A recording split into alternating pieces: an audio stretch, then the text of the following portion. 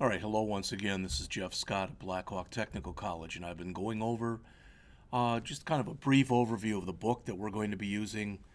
Sam's Teach Yourself Bootstrap in 24 Hours for the 152-158 Advanced Website Development class for the fall 2016 semester.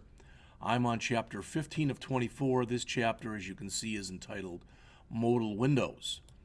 And we have 4 objectives here. We want to learn how to build a modal window in Bootstrap, 2 different ways to trigger a modal window, learn how to adjust the size and layout of a modal, and ways to use modals with dynamic content. Please remember that modal basically means there has to be some user interaction. So in other words, if you're using a software package and you click a button and it says you cannot continue until you click here to acknowledge our lists of terms and services or something like that.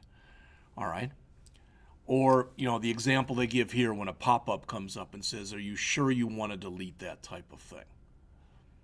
So, mobile windows on websites are typically a little bit harder to work with, and sometimes there's ways to skirt around them, just so you know that. All right, you can use modals for a lot of things. They give some examples here. A light box for videos, contact and login forms, etc. And think about this. You might want to ask a user, do you want to turn on a special coloring or a special this or a special that? And if the person was challenged in some way, they may not want to do that. And if they're not challenged, they may want to do that, or they still may not want to do that. With the example that they put here, throughout the text, the author seems to have some kind of an affinity for dandelions. And the question that gets asked here, do you like dandelions? And you have to answer yes or no, and then click submit. Or I believe you can either click close or the X and it'll go away. But the idea is you're supposed to answer the question, okay? So in order to build a modal window, as mentioned here, and this is on page 238 near the bottom of the page, it says you need 2 things to build a modal window in your Bootstrap pages. First, you need the HTML for the window, and either the HTML or the JavaScript for the trigger to open the window. Notice most people find it easiest to build the trigger first, so when they build the window, they can immediately turn it on and see exactly whether or not it's working. Before you do that, make sure to have jQuery and the Bootstrap JavaScript file loaded at the bottom of your web page. You can use the minified version, all right? Or if all you plan on doing is modal, you can just download just the piece that you need, all right? Now, we learned in the last chapter that there's 2 ways that you can typically trigger something in Bootstrap, and that is by either using JavaScript or by using a data attribute. So in this example, they show how to use JavaScript to trigger a modal dialog. This is on the top of page 239 in the text. As it says, this opens a modal. It's got an ID for the # of my modal, and it says with the options in the options array.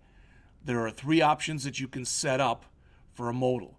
Backdrop, to tell the user whether or not there should be a backdrop. In other words, whether everything in your background should be grayed out. Notice that the default is true. And as it says, if you set it to false, it removes that backdrop and it forces the user to click the close button on the modal. The value of static leaves the backdrop but removes the ability to close the modal except using the close button on the modal. You can set keyboard, which, as it says there, if it's set to true, the modal can be used by you hitting the escape key. All right, and I believe that that's false by default, which means that the escape key won't close the modal. Finally, there's show, where, as it says, if it's true, the modal will be shown when it is initialized, and if it's false, it will not be initialized. It will be initialized, rather, but it won't be displayed. And there again, I think that the default is true. All right, they talk about deprecated options. I'm just going to hold off on that. The other way to trigger a modal is with data attributes. You can trigger a modal by including the data attribute data toggle equal modal. You'll need to include a reference to the modal being displayed with either data target equal my modal on the button tags or the href on anchor tags. So listing 15.2 shows how that can be done. All right, so there's a button and there is a hyperlink right there. So you can kind of differentiate between the two of them. All right, notice the note here that Bootstrap adds classes when modals are triggered. This is the top of page 240 in the book. After a modal is triggered, Bootstrap adds the .modal open class to the body tag. It also adds an empty div with a class .modal slash backdrop to the page. These are required to create the modal and the backdrop if indeed there is one. All right, but as it says, you can use them in your style sheet as well. Now, JavaScript has several methods that you can use in your modals. I'm not going to read these to you. You can see them right there. And you can see that there's other events that you can hook up. So the idea is there's a lot of power behind using these if you're so inclined. So for coding a modal, which starts on the bottom of page 240 and it goes on to the next couple pages, after you have the trigger, you need to create the modal window itself, which is just a block of HTML.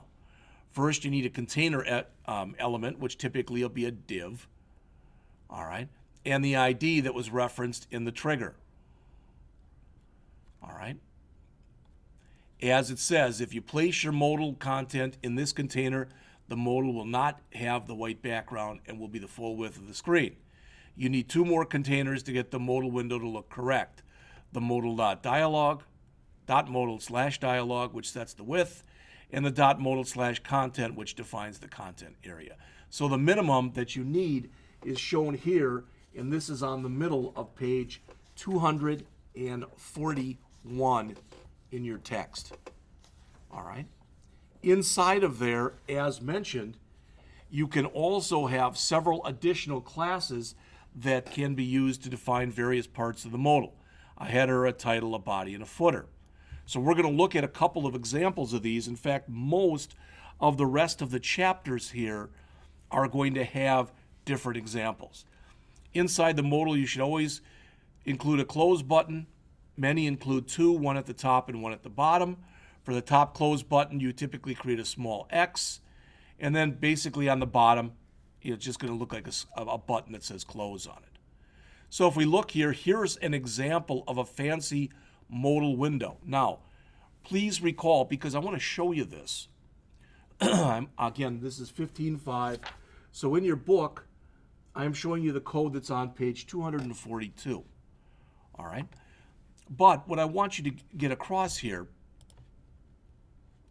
what I have now done is if I go down here to Modal, or Bootstrap, source code, and this is all out on the P drive as well. All right. So the code is all out here now. I copied it all over. So here's listing 15.5. But if I bring it up, it's not going to do much of anything. And why won't it do much of anything? Because I don't have it associated with the Bootstrap stuff beforehand. In other words, if you look at this, all that's in there is the div. So in other words, if I wanted that to work, I'm going to have to go back, and I don't even know where to go here, but let's just grab one of these. No, of course not. Let's go way back.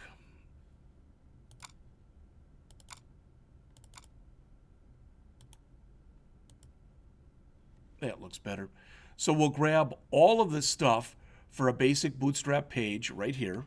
So I'll grab that, and I'll include that. I don't want this up here anymore.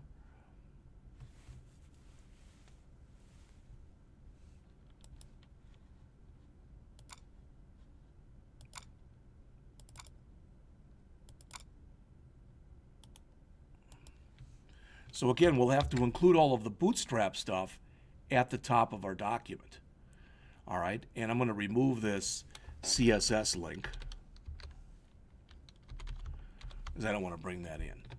All right, so there's some stuff, but remember what we also have to add down at the bottom, and I'm going to hopefully just take a gander here and see if it's down at the bottom here. Yeah. We have to add our bootstrap min CSS file and jQuery.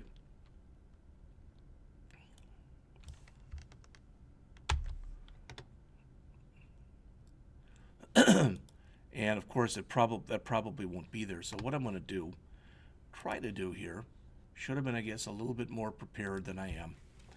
CDN for jQuery. Okay, there's a jQuery CDN right there.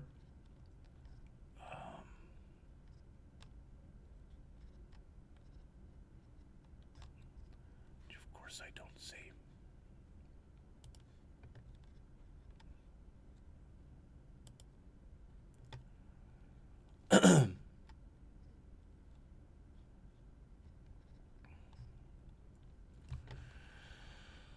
Oh boy.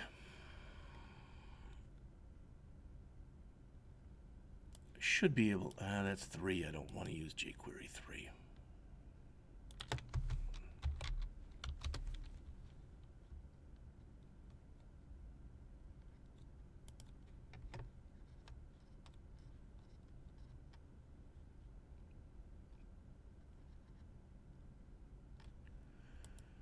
So here's the Google CDN. It looks like jQuery. Just grab this one right here.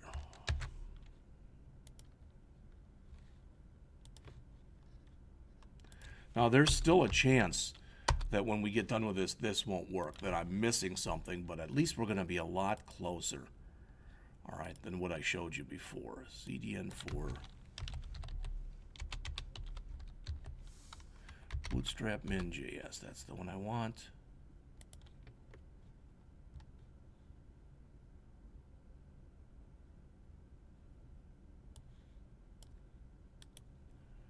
Let's copy that. Add that down there.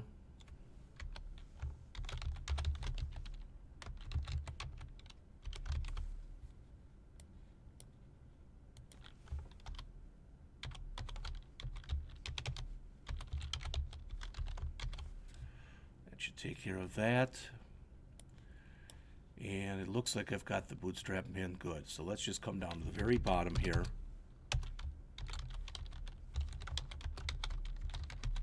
I have no idea now if this is going to work or if it's going to look any better than it did. No, it looks just the same.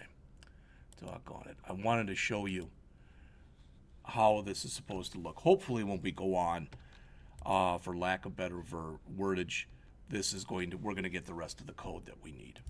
All right. Open the page where you want the modal to load in the editor. Confirm that you have Bootstrap and jQuery loaded at the bottom of the page. Add the HTML for the modal window, give it the ID. All right. Below the Bootstrap, add the script element. Inside of there, put in the document ready. And inside of there, put in this. This is what was supposed to have happened. All right.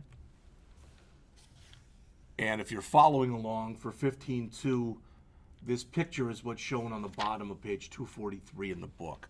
Now they're showing all the stuff that you're supposed to have right here. Let's try this one. See if I can get any further here. In fact, I've got this already.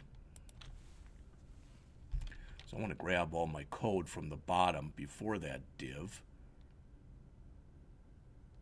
In fact, looking here, I don't even have a head tag. I'm sorry, a body tag. So I'm going to grab all of this. And I'm going to try to open up, is that listing 15.6? Yes, it is. Paste that in, so now I've got all that.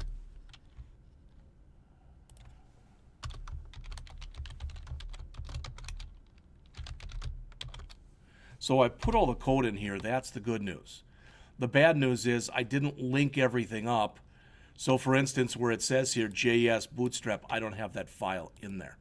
I'm going to have to find, but that's going to take a lot of work to go back and do that. So this looks just like the other one. All right. Be a good exercise for you to do but if I have time, I will do that. All right, modifying modal. So I'm not showing you real much, and I apologize for that. A few things you can do with Bootstrap to modify how your modals look and act on a page includes changing how they open on a page, their size, their layout, and even their content. So how to change how they open. The default way is to just blink into the screen. There's no transition, but you can have them fade. And in other words, you can do some animation. All right. It looks like they've got a complete example here, so I'm going to look at that one. That's 15.7. But again, the problem with this is I've got this, but I don't have this one set up. All right, so let's see.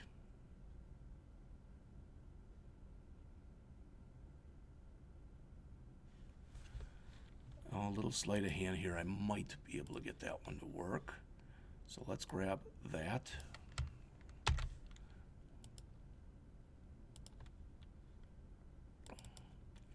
And I'm going to replace this. I'm going to replace both of these. There's jQuery. And I have to also replace this. So again, if this example has any graphics on it, I don't have the graphics loaded.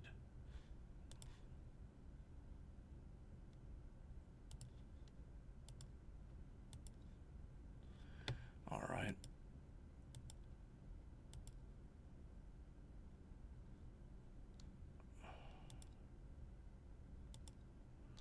You can sort of see that. So the no fade modal is just there. The fade modal, as it says, it comes in.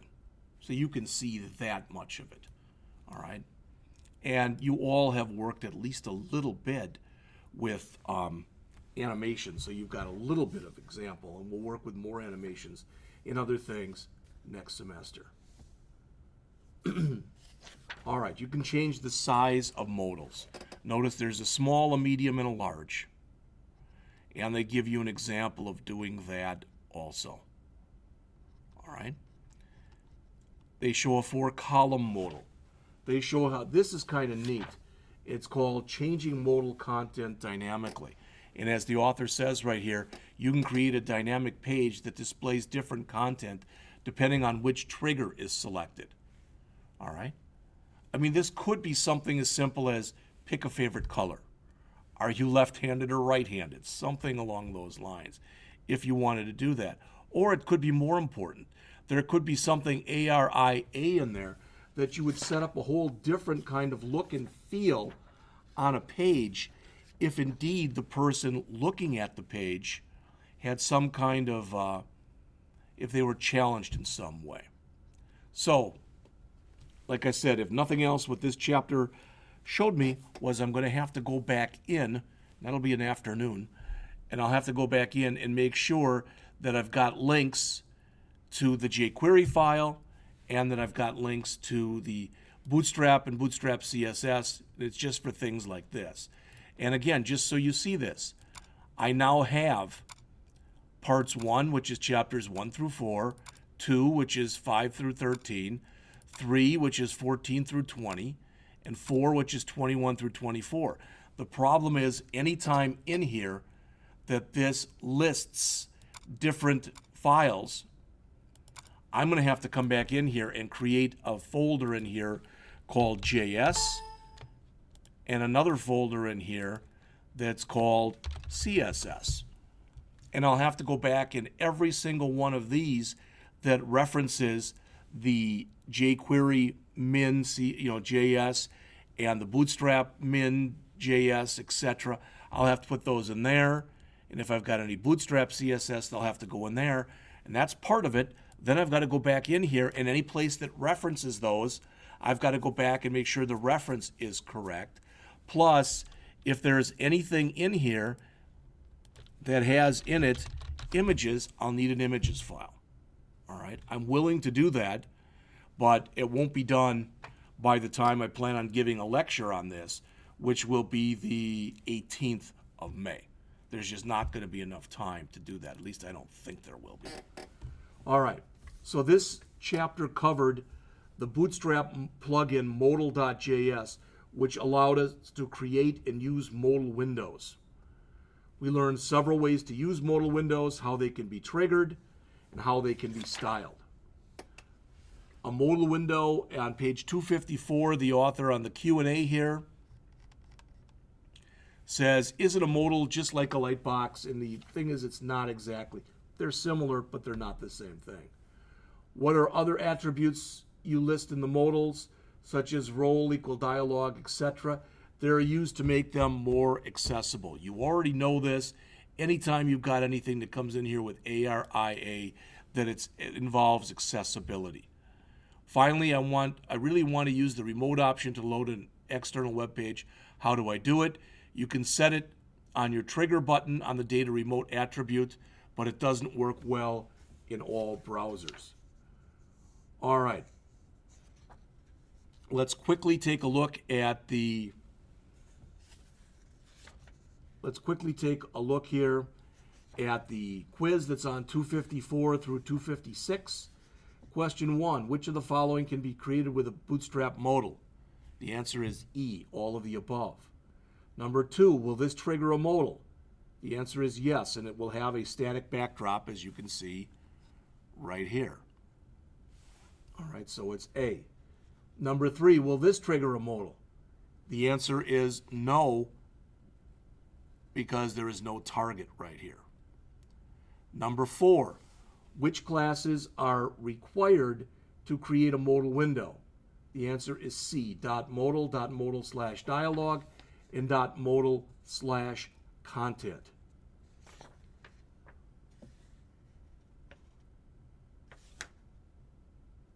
Okay. Number 5, which of the following defines the title of a modal? The answer is B, the H2 tag that you see there. Number 6, why should you avoid using the remote option? The answer is C, it's deprecated, so you're not sure how it'll work on all browsers. Number 7, how do you animate the loading of a modal? The answer is B, use the fade class. Number 8, where you put the .modal/SM class to create a small modal? The answer is B, on the .modal/dialog element.